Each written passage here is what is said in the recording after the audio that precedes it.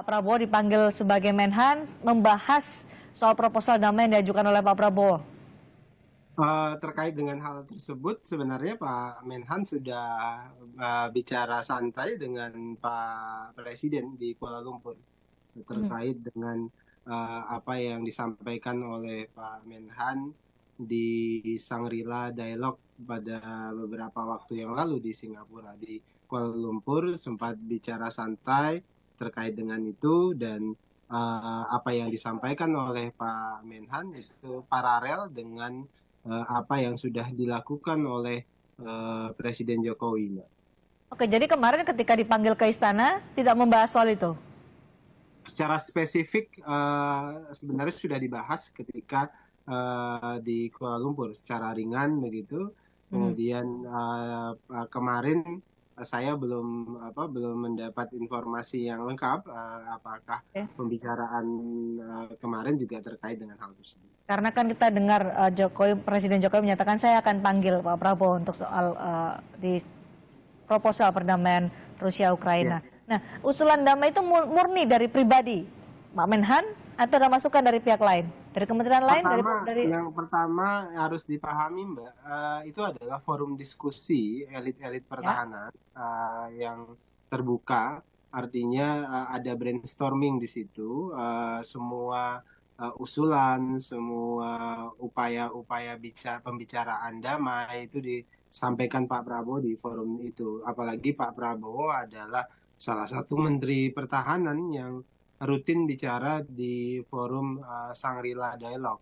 Jadi terbuka dengan berbagai usulan. Yang jelas apa yang disampaikan Pak Prabowo berlandasan konstitusi kita, dan itu adalah sikap resmi Presiden juga ketika berupaya untuk melakukan upaya perdamaian. Tidak ada instruksi atau arahan dari Presiden untuk berbicara soal itu kan di Shangri-La Dialogue? Tentu, Mbak, apa yang dilakukan Pak Prabowo adalah tafsir terhadap upaya Presiden selama ini. Dan itu juga tafsir, sikap Indonesia, apalagi kan beliau Menteri Pertahanan. Tentu beliau melaksanakan tugas-tugas operasionalistik dari apa yang sudah digariskan oleh Presiden.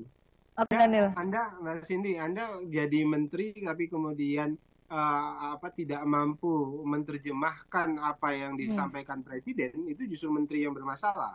Jadi kalau kemudian Anda berusaha mempersalahkan karena ini tidak ada arahan, itu keliru.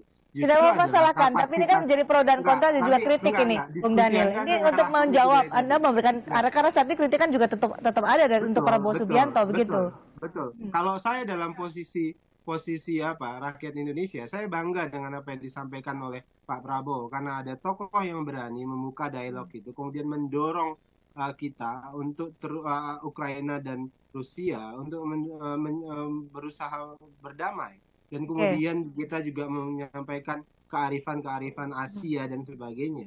Jadi apa yang dilakukan Pak Prabowo itu adalah apa yang sudah dimulai oleh Presiden. Jadi tidak ada yang di situ yang melanggar konstitusi atau melanggar arahan Presiden. Begitu, Mbak Cindy.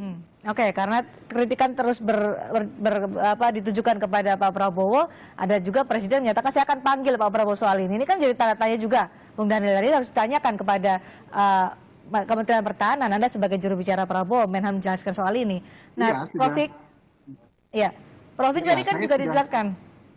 Saya sudah jelaskan berulang kali terkait dengan itu. Jadi kalau terkait dengan dipanggil oleh Presiden, itu hal yang biasa. Presiden ingin tentu mendengarkan detail terkait dengan apa yang disampaikan oleh Pak Prabowo. Setelah dijelaskan secara ringan misalnya ketika di Kuala Lumpur, justru itu adalah hal yang positif. Itu pertama. Kemudian kedua yang perlu dipahami adalah ini adalah langkah yang sangat positif. Artinya apa? Indonesia ingin menempatkan diri itu konsisten merawat komitmen kita mendorong perdamaian.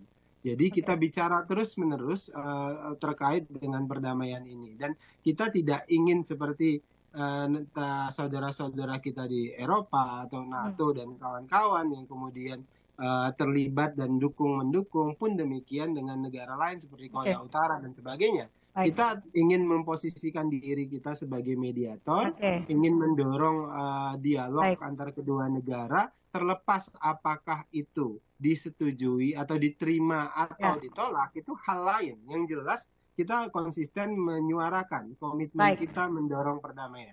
Udah, ini itu alasannya kenapa Anda mengunggah momen Jokowi Prabowo di Kuala Lumpur sampai tertawa bahwa tidak ada apa-apa, tidak ada yang salah dari pernyataan Prabowo itu di Shangri-La Dialogue. Itu maksud Anda?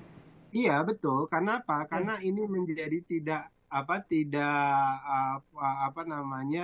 dialognya tidak konstruktif lagi ketika diarahkan pada sentimen politik. Itu yang tidak kita senangi. Nah, ketika kemudian ini dibangun dengan dialog yang ilmiah, yang dialog yang untuk orang-orang yang memahami diplomasi internasional dan sebagainya seperti Prof. Hikmanto dan lain-lainnya, ini menjadi hal yang positif begitu. Jadi tapi kemudian ketika ditarik ke sentimen politik, ya itu tergantung suka atau tidak suka dengan Pak Prabowo akhirnya. Baik.